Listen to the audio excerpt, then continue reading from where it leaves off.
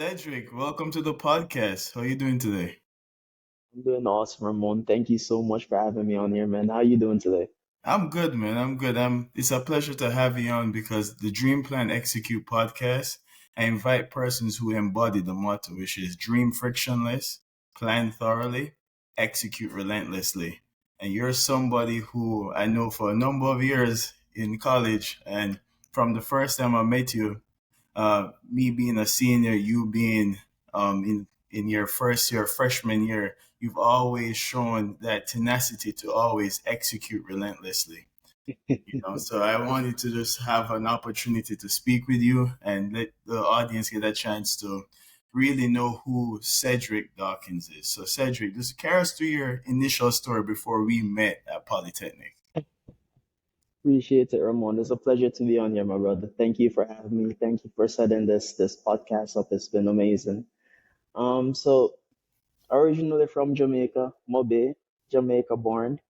I did pre-K and a couple years of elementary school in Jamaica before my family and I we migrated to the US. Did elementary school, middle school, high school, Right. and then I ended up at Poly. What made you want to study civil engineering? Like, what was your reason for wanting to study civil? So in Jamaica, right, there's this bridge across this river. I think it's called the Rio Cobra River, and Right. the bridge is called Flat Bridge. Okay. Anytime rain falls, the news is relentless. Cars being washed away, That's the people fact. dying. I was always scared of that bridge. I'm said, Duppy's there. Right. So I always said, all right, I want to fix that bridge. Okay. And it never occurred to me at the time that this bridge is actually a historical landmark Mm. because there's so many roads in Jamaica just aren't fixed and they're not historical landmarks or anything. They're just not fixed. Right. So I'm like, I'm gonna fix it. Don't worry, I'll do Right. it. It's funny you say that because that Yeah. was one of my reasons for studying civil because I'm also from Jamaica, right? And I had a friend. I used to play tennis a lot. I was a big tennis prof. That's what I wanted to do before civil engineering. And I had a friend, dad, who would always show up to every tennis match, would buy us KFC, just make sure the team is okay, right? And there was a flash flood in an area. And you know how Jamaica is set up. You have these open channel flows that you would have a bridge that would go over it. In this section, the bridge wasn't accessible by cars, only by pedestrian traffic. And when you have a lot of rain and there's a lot of traffic going home, people chance going through. There's actually an opening that goes into the open channel flow and allow you to cut across, right?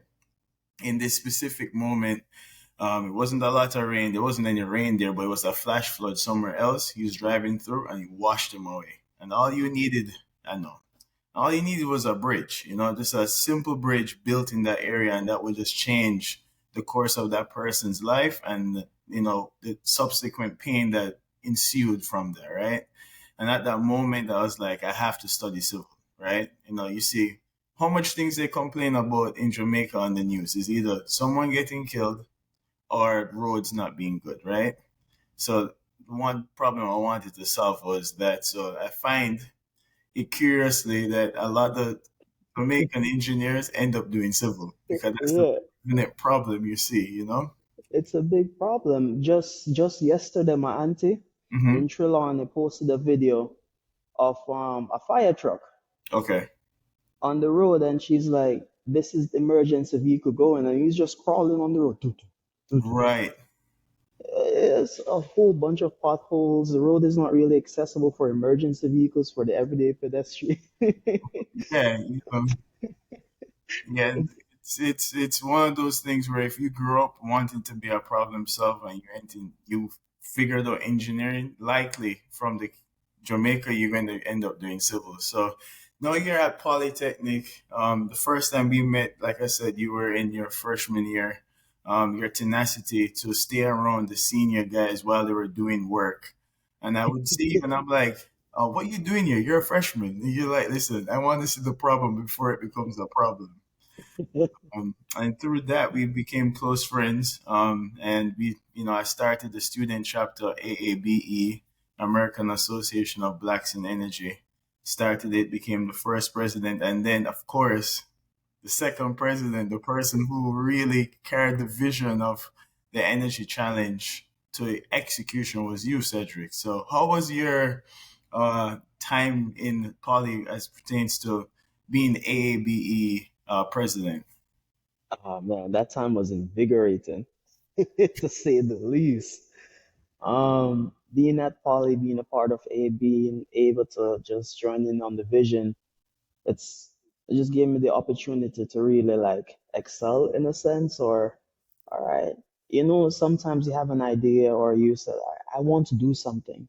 I just want to be given the platform to be able to do it. Right, Just give me a chance and I'll prove it. right. I felt like, all right, at the time, you're like, all right, here you go.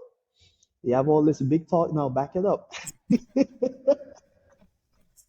Well, what I liked about you was a lot of persons they have an idea. Like that's why I call it dream plan execute. Your dream and your plan is to help you with the execution, right? Yes, That's the purpose of it, right? That's why I said dream frictionless. Dream like when you were a kid, right? Where there wasn't any issues, you didn't know about any problems or friction in the future. And then your adult being is supposed to help you plan thoroughly, right? And then absolutely. once you get those two, it's time to, put heat on the fire and start cooking. You gotta execute, right? And that's one thing that I believe is your strength is your ability to just keep executing. You don't stop. Once you get an idea, Mm, we had the idea and we got the funding for it, but the execution of that was all the second president of Abe, right? I appreciate that. No, no, it was good, man. It was very good. So while of course, being the president of Abe, you had to deal with, setting goals, scheduling, and things that you think were like hiccups. Like what did you do to like get the actual execution end done? No, we have the plan and the vision, but what was the next steps you did to like really execute it as a good leader? So a lot of times, um, we the challenges that we come across trying to execute something, Yeah, it's like internal or external. gotcha. So we have our internal, like our fears, our anxiety, Right, that little voice in your head telling you don't do it. What are you doing? right, Why come out of your comfort zone? And then externally, you just have challenges. There's politics, there are classes, there are homeworks, there are midterms, there are finals. right, You have family obligations, friend obligations. You may have a girlfriend, you may have a boyfriend that you need to spend time with them. So when it comes to the execution portion, it's the dreaming and the planning. You're like, all right, I have an hour. All right, 5 minutes to do this, 2 minutes to walk across there, 10 minutes to do this, so on and so forth. But once you develop that plan, you still have to overcome those internal challenges. And for me, a lot of just me is church. And right. grew up, a lot of youth in Jamaica, we grew up in church. One way or the other, we're in church. Your grandmother's beating you to go to church. Yep. So, and I spent a lot of time in church and children's choir and stuff like that. And the songs that we sing, the hymns, the choruses, they're just always in the back of my mind. Okay. And I think they sometimes help me to, as you call it, dream frictionless. Right. Because I'm thinking there's a song that says, God didn't bring me this far to just leave me. Mhm. So when it gets hard, I'm like, all right, don't worry about it. Something will happen. There's a plan in place. I just got to keep going. Spiritual background is very Yeah, important because it stops the anxiety from stopping you building from up too doing much. things, right? Yeah, You just know that some way, shape, or form, once you it's keep gonna going, happen. it's going to keep happening, right? And Absolutely. I have on my whiteboard at work, and it's an equation. It's literally 1.01 raised to 365, right? So 1.01 means a 1% gain. And raise it to 365 means 365 days, right? and that number turns into 37.17 or some change like that, which means you can have a 37x raise exponentially if you just grow 1% each day, right? Just try Amazing. 1% each day. So it's more about the consistency than the intensity. And that's one thing that I recognize with you is that, yeah, okay, we saw you in the civil department late one night. He's not coming back the second night. Oh, he's here the second night. Oh, wait, he's not coming back the third. Oh, he's here the third night. Okay, so once I saw that, I was like, all right, whatever this person decides to do, they're going to get it done because they've figured out what's necessary to get the job done, which is the consistency part, right? What were the challenges you faced as a leader? Like, it's okay when you have that energy, but it's very difficult as a president of a company or a president of a student club to lead other people. Like, what were some of the things you had to overcome as a leader to get everyone behind the energy challenge?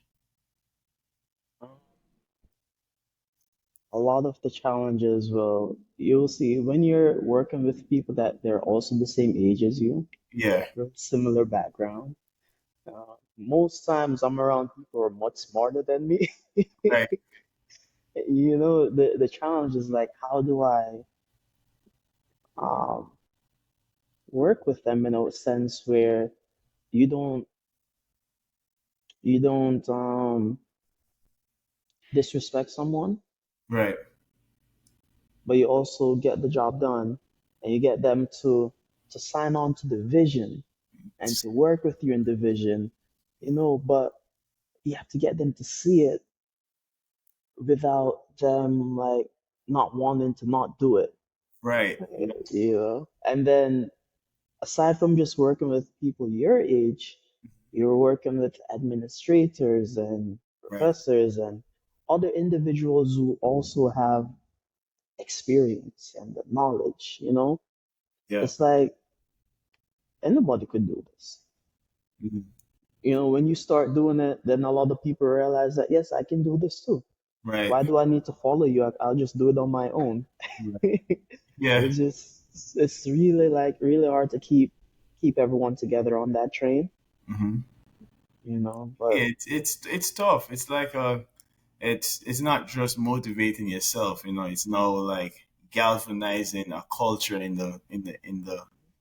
the department or the organization, and you lead by doing. You start, you be the first stepper, and then you get people to come behind you, and it wasn't easy. I know, especially with the energy challenge, there was a lot of moving parts, right? There was a lot of administrators in the mix from main NYU campus versus NYU Polytechnic campus, no time School of Engineering, and yeah, that uh, one has a different agenda. everyone has a different agenda. Different agenda, You you know? got more funding at the time than the actual uh, in-school competition, right? Yeah, that was tough. There were tough conversations around that. Right. So Didn't rub everyone the right way. yeah. But you stuck to the guns up. Yeah, It came out beautifully. yeah, it was great. We had given out what $30,000 in funding to ideas that could really change the world. So that was one of the hallmarks of being a poly with you. Now let's fast forward a little bit. Now you're out of poly, right? You're in your industry now. How is it working in as a project engineer, project manager slash engineer? That's fun. Yeah. I enjoy going to work every day. Oh, that's good. Uh, it's a different challenge every day. I Gotcha. need I need to have a plan every day. Right. You What know. project are you working on right now? What do you guys what project do they have you working on right now? So right now I'm doing a 7 mile mill and pave job in Westchester County Oh, from nice. Hastings and Hudson up to Tarrytown. Wow. Scope of work, drainage, some concrete work. We will have some electrical with new cameras and working with the stoplight systems, Gotcha. new signage, of course, new striping, and finally at the end we'll mill and pave. Wow. How long is it expected to go on for? Like, what's the initial Um, schedule? we're looking to complete by early spring next year. Spring. Nice. Yeah, Nice, as nice, nice. we started doing the drainage structures, and the scope of work was much different than what the plans showed. So a bunch of change orders. Of course. Of course. But this is my first time doing a mill and pave. Okay. So I've worked with paving briefly. I did a bridge. Okay. You did a bridge. I did a bridge. That was a few years back. We paved, and right before this project, I was out at JFK on the T4 project, Oh, you run Terminal 4. Yes, nice. Terminal 4 for Delta. I was the PM for the civil portion, Okay, nice. where we did everything outside of the building footprint. So Okay. the drainage, water, hydrant, fuel, all the paving, both asphalt and concrete. Oh, you poured Uh, concrete for an airport? That's a lot of concrete. That's oh, a that was a lot of concrete. Yeah, so we were airside, you know. Before that, I was working with, well, the bridge and infrastructure projects, Mhm. some concrete work in Westchester, Dutchess County.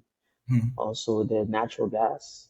Natural gas. I was a contractor for Con Ed, National Grid, Orange and Rockland, um, and Central Hudson Gas and Electric, NYSEG, which is New York State Electric and Gas Right. out there. So, some gas work. Listen, it sounds like you're living the dream you had as a kid. I mean, I saw we were speaking earlier. You sent me a video, a picture of like an email you sent out, and you're like, this is what I want to do. This is before you even got to poly, right?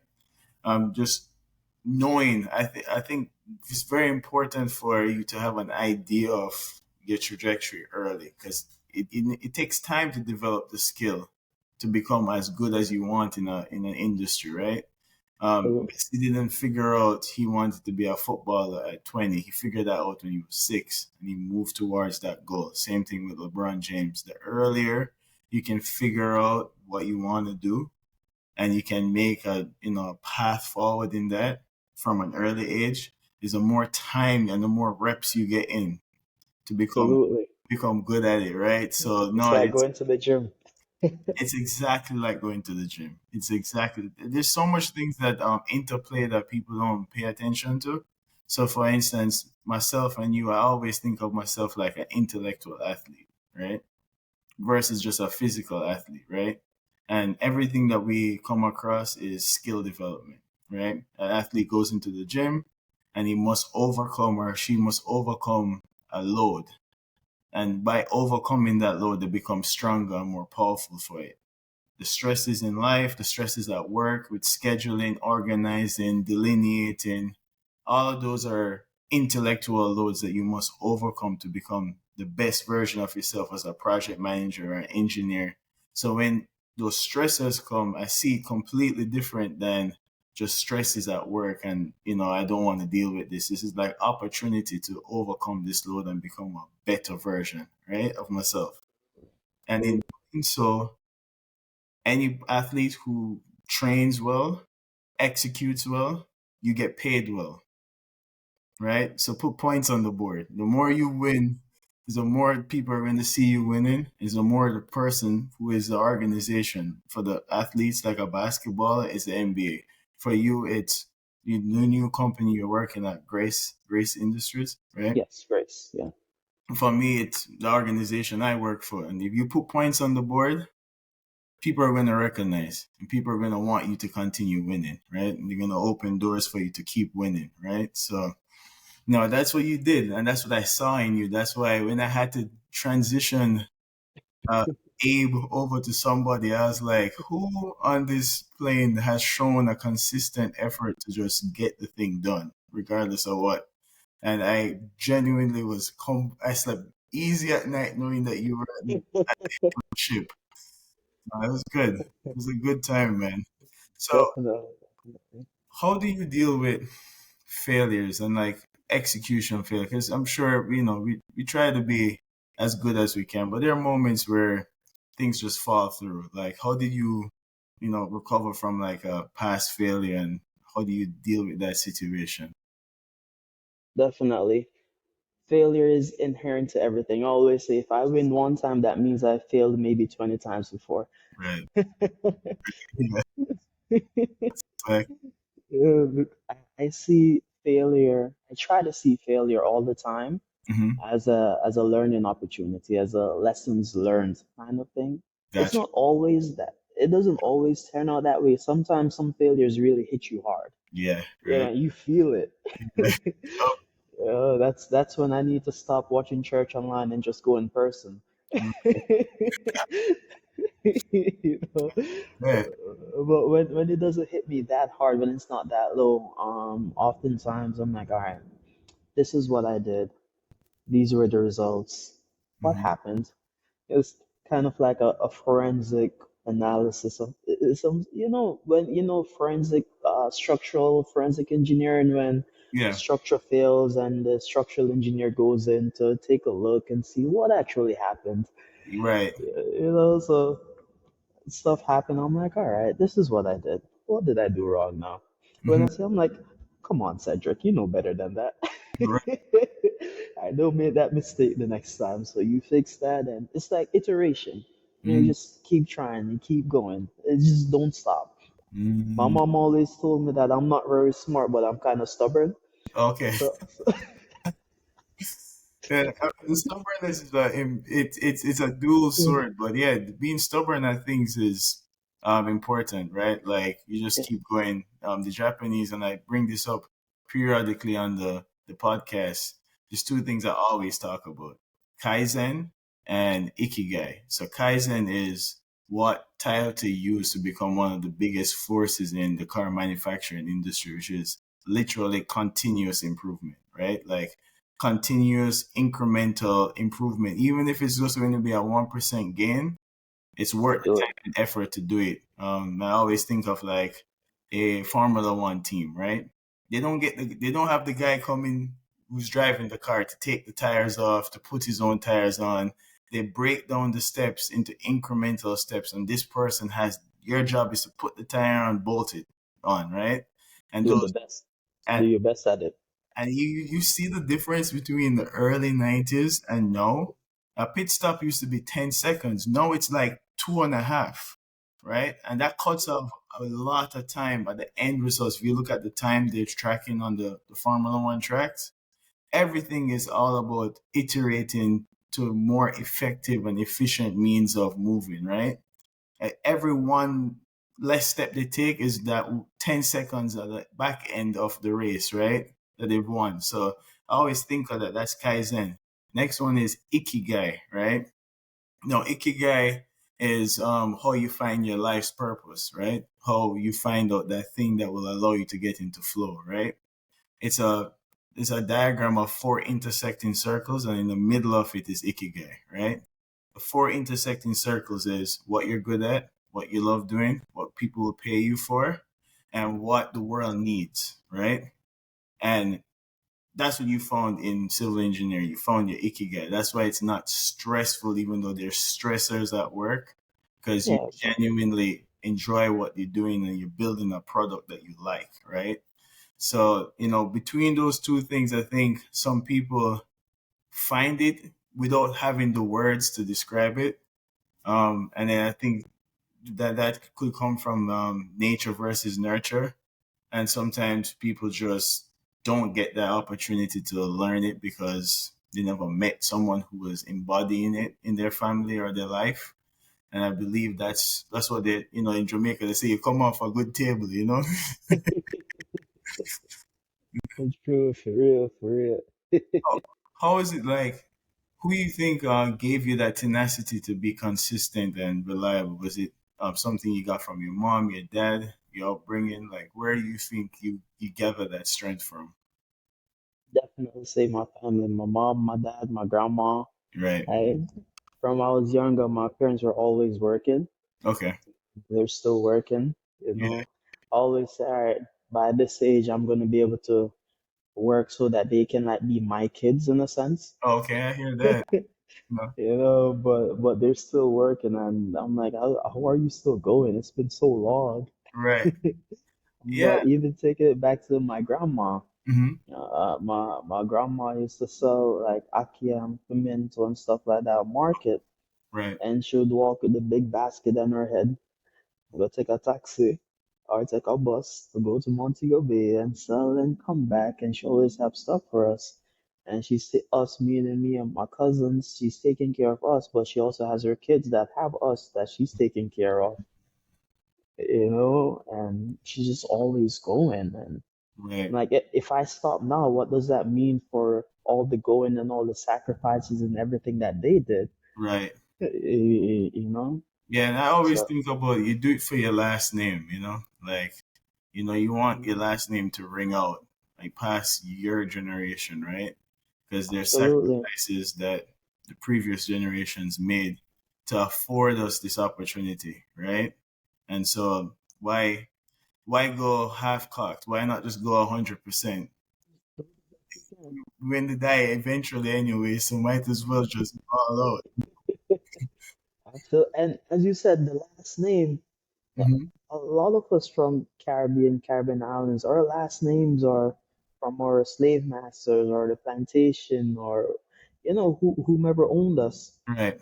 And So as we're coming into ourselves, we're taking those names and we're changing the meanings. behind the name. And behind the name, what does that name mean to me now? That's all I know now. Right. I have to do best by it. You're You right. know? Yeah. Yeah. No, Uh-huh. listen, that's a pivotal point right there. Like we're changing culture and the way people perceive the way things are done. You know what I mean? Like I'm sure you go into the rooms, you're the only person who is black in the room, right? When All you the in time. construction, and you carry, people might have their second doubts about you initially, but just by the character of your being and how you execute, like I say, you put points on the board. No one's gonna be able to say the points aren't valid because, like, you know what I mean. Like, the points are valid Yeah, regardless. It's points on the board. So it's points on the board. when I go into boardrooms, I don't shy my way in or be. I'm not saying I'm not humble, but I'm not insecure of my position there because I know I did the work to get there. It wasn't an accident, Absolutely. you know. No, it was not. It This was was not. not a mistake. It was It was not. not an accident. It was not a mistake. You're there for a reason. You're there for a purpose. Course. And yeah, you bring your style of leadership, your style of seeing things. There are ways I approach construction that might be unorthodox to most people in construction. I don't feel like I need to shout and bark at people to get them to do things, right? Unless Exactly. it's necessary, unless it's absolutely necessary. But for Right. most part, when I talk to guys in the field, especially when I'm doing my safety training, I literally just let them understand the big picture, right? I said, listen, we're doing this safety training right now, not for you to sign the paperwork, but for you to understand that your work is tied to you being able to physically work, right? You don't work like someone else who's able to work from home and make money. You get injured. This is my 250th safety training with somebody. They will find someone to replace you. They can't replace you in your family. And the moment I said that, and they recognize, oh yeah, the bigger picture, right? Like it's not just getting the job done. Get the job done safely, because if I get injured or he gets injured or she gets injured, they will find somebody. Yeah, Someone will come and replace, someone else will come back. and the project will move on, right? And you are not making money, and you need to be able to make money to survive and take care of your family and the dreams your family have, right? And so far, Absolutely. I've had zero safety incidences, right? Maybe a laceration, but nothing that's crazy, that's life threatening. Just because Good. I want them to recognize, like, you're doing this not just for you. Everyone else here on this team is doing it for their family too. So even if you're not going to cause the injury and it's not your bit, proactively go to the person and tell them, hey, this guy might get injured. What you doing? See something, say something. It's Wear your PPE. exactly. The And goal, yeah. yeah, it's just letting them know why we do what we do. Why do We you do? always say the goal is we all want to go back home. Go back home to him in, right? Yeah, go back home to where you came in, Go you back know. home where he came in. Any books that you read for motivation or general speakers that you listen to that really resonate with you? Books, I'm sad to say I haven't read a book for fun in a while. Hmm. Ever since I started reading all my college textbooks and my contracts and my specifications, I actually read those and smile and laugh, and I look at myself in the mirror. I'm like, is this really this fun right now? I'm like, hey, it is. Uh, that's rough. That's But before then, I used to read a lot of westerns, okay. a Got you. lot of westerns, I mean, and you're an yeah. eclectic guy, Cedric, because I mean, westerns is not the general mode of people's reading patterns. You Not know, you were in band at NYU, yeah, gospel choir. gospel choir, you know. Oh, Oh man. man. How do you feel about AI in construction? Like, no, AI is really, no, at the forefront or about to launch itself into all these industries. I find that I ask every guest that come on how they feel about AI and the future of AI. So, for you, what do you think about the future of AI in construction? I think the future of AI is bright. Okay, I see AI, eh, two letters, has right, a lot of meaning behind it, a lot of different connotations, but mhm, AI is like a hammer or a screwdriver. It's a tool.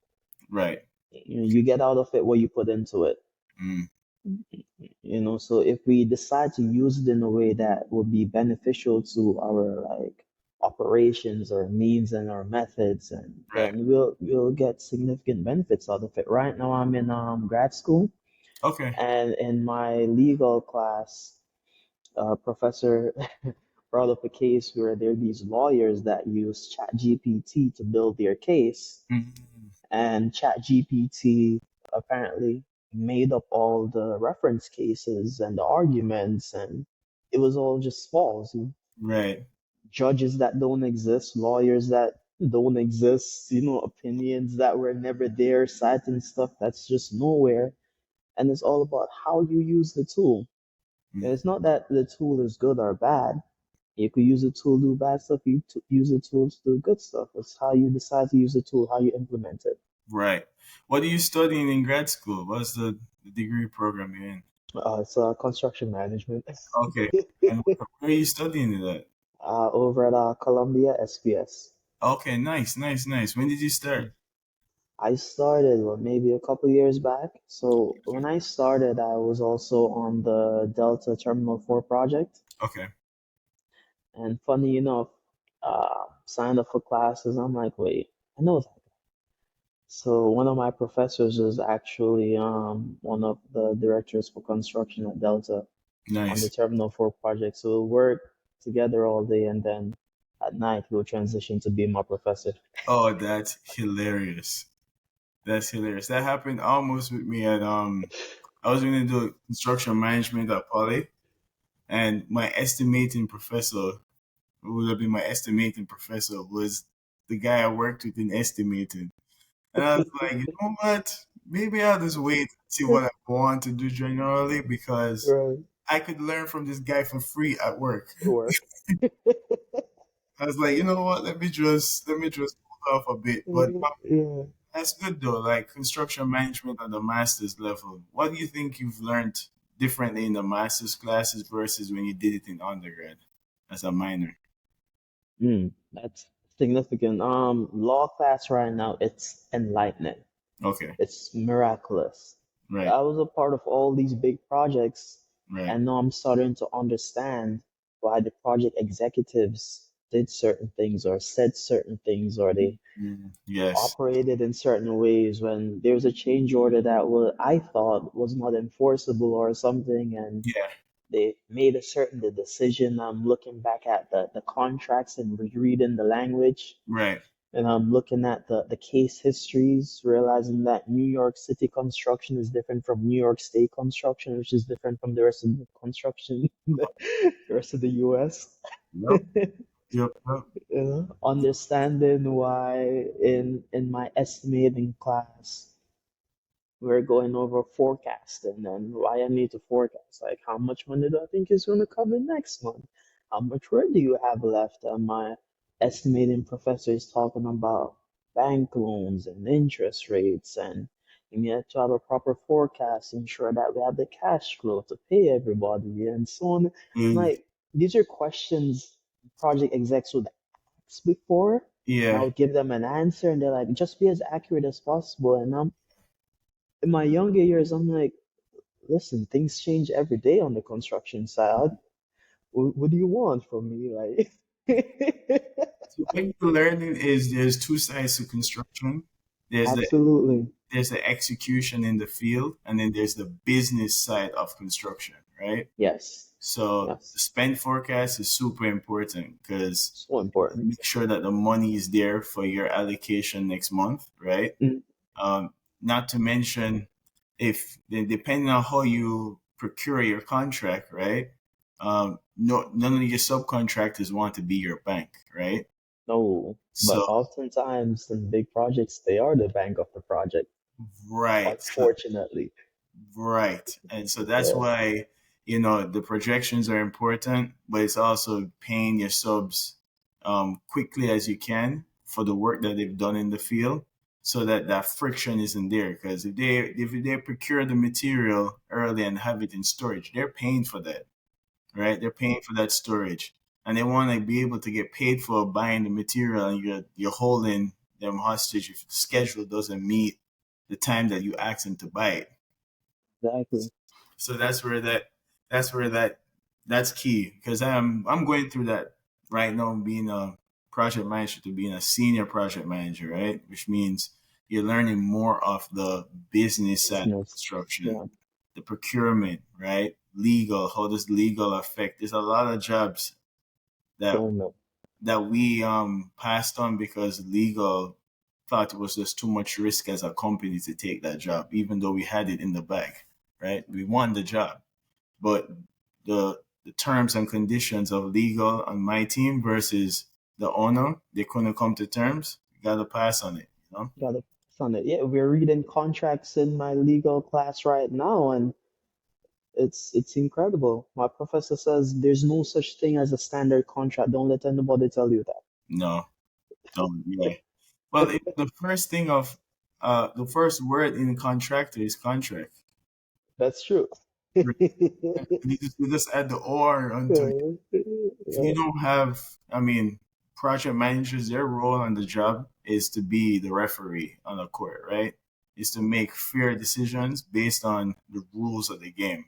The rules of the game and the enclosure are is the contract. That's where the rules were delineated, right? What you owe, what you don't owe, right?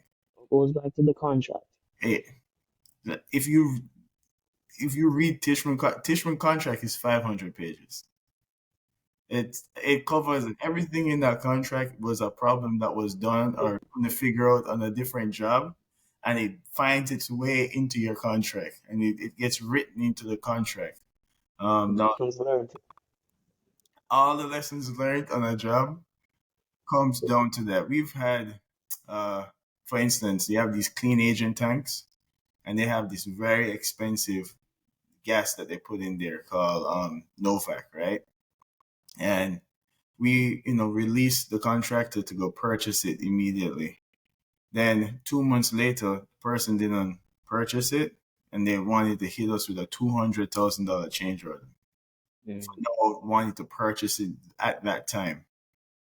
No, that's not our fault that you didn't release it at the time, because we gave you the release to go purchase it, right?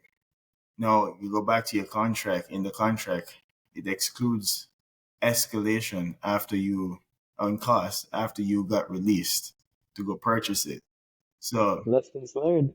so that's how your contract saves, because now you'll be out 200,000, or you and that person back and forth fighting about who's gonna, you have to either split it 50-50 with them, or no, you own it because that's what you purchased, and let's keep the project moving along. So I'm happy you're taking your master's class, because there's a Yeah. different side of the business that most people don't pay attention to.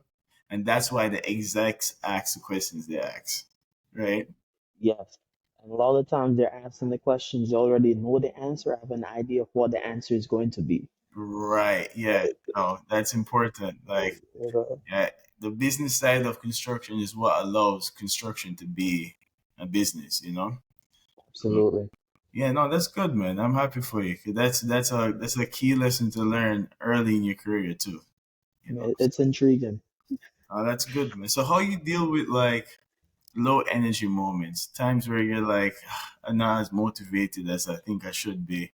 Like, how do you get back up to speed to keep yourself motivated? Oh man, that's when I'm like, all right, I need to stop playing with God. Yeah, put on my suit, go to church. I call my mommy. Mm-hmm. Yeah, it's mommy, no matter what age. Yeah, Call my mommy, and she said, "Why?" And everything after that.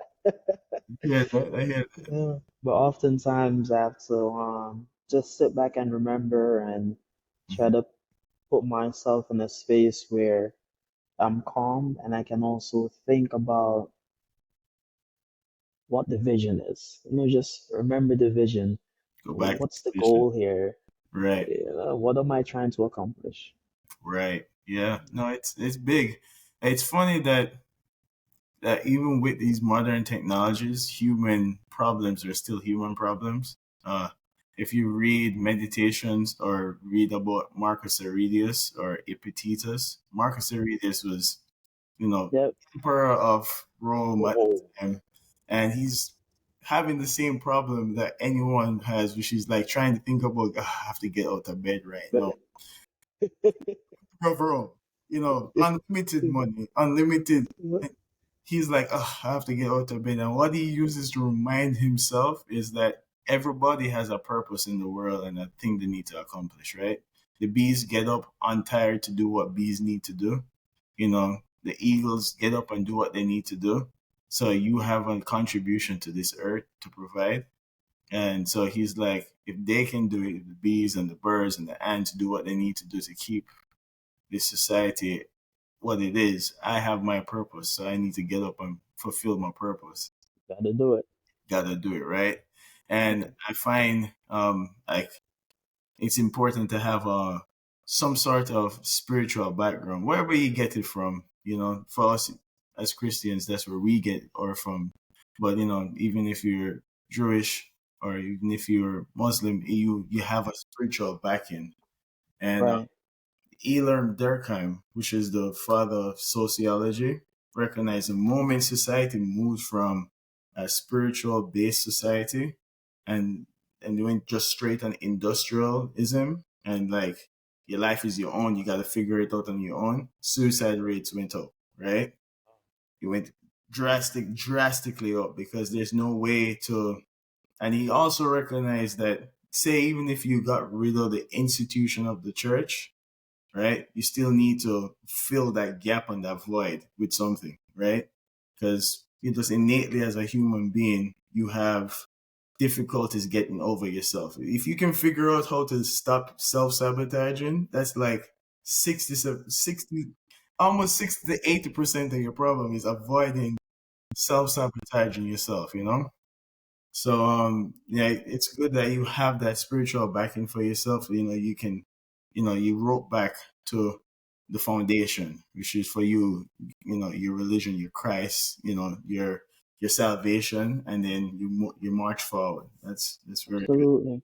Mhm. very good, man. Because world, this world will rob you of it, and it'll make you feel that it's not important. But having a spiritual backing is That's it builds strength of character.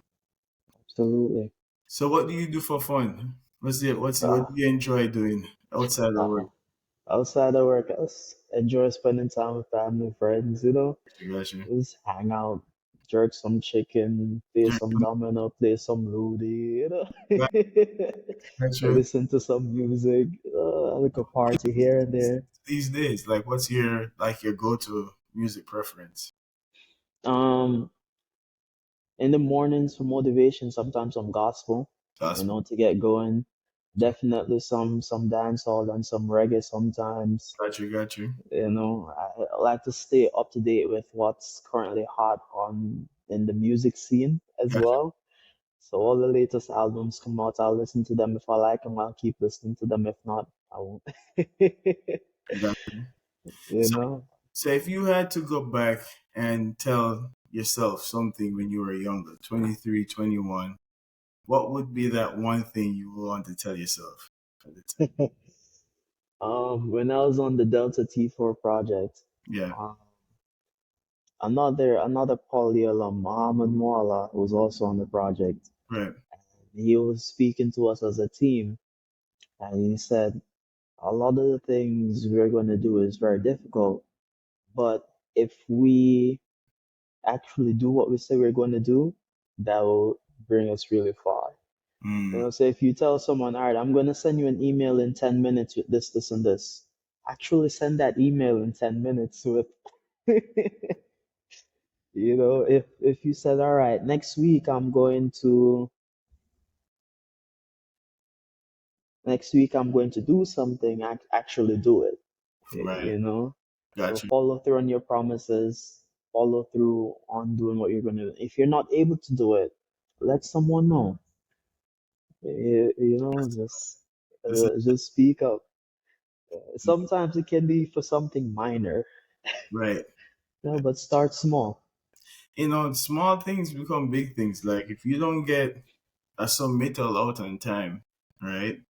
The sub doesn't buy the material, and it jams you up at the end because the lead time changes or the cost changes. So I always think about those little things that could add up and turn into a mountain later. And if it means just taking that extra 5 minutes to get the email out so the person can have Just it, you know, just get it out. just get it out. And, Well, and then Cedric, another thing, sorry, one more before I go is definitely have a team. our team. Have a teamwork. There are always going to be individuals that you look up to. Hmm. For me, going through college, you are definitely one of those people. And I still think back to different moments when we're working on a project or just trying to execute something for Abe. I'm like, what would Ramon do? I still have those moments. What would Ramon do? What would Aleem do? I still have those moments. well, yeah, So definitely have a team. it definitely helps to have a mentor. You know what I mean? Like at that Yes. time, Aleem was my mentor, right? And then the same things I learned from Aleem, I just transition it and give you the same feedback he would give me, right? And ultimately, like greatness is done through mentorship, right? Like majority of the time, we think of Alexander the Great, right? Alexander the Great teacher was Aristotle. Like imagine having Aristotle as a teacher. I mean, Yeah. Aristotle's teacher was Socrates and Plato, right? Like Plato, those are, that legendary status can kind of propagates down to the next person, and they just take it and can't run with it. So you think of Steph Curry. Steph Curry dad was in the NBA and played as a shooter. Like at the time, you had shooting specialists. That's what his dad was, right? So he just took it and ran with it and just made it his own and even made it even better. That's it. So it's good, man. It's good having you Yeah. on the podcast. I appreciate you taking the time to come on. Just keep doing what you're doing. You're a light. I always say, if the universe is growing infinitely in every direction, where you stand and move is the center of the universe. And you have a choice. You can either be a black hole or a light at the center of your universe.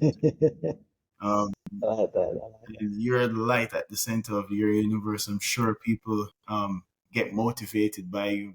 I know I get motivated by you, seeing the way you work. So it's just iron sharpening iron. I appreciate you coming on. Keep doing your thing. I know there is greatness. You are great, and you're gonna run the division sooner or later. I appreciate that, my brother. Greatness is in you. Thank you. Thank you for having me. And Absolutely. all the best with everything you're doing here. It's needed. All right. Thank you, sir. Keep safe. All right. You too, bro. You too.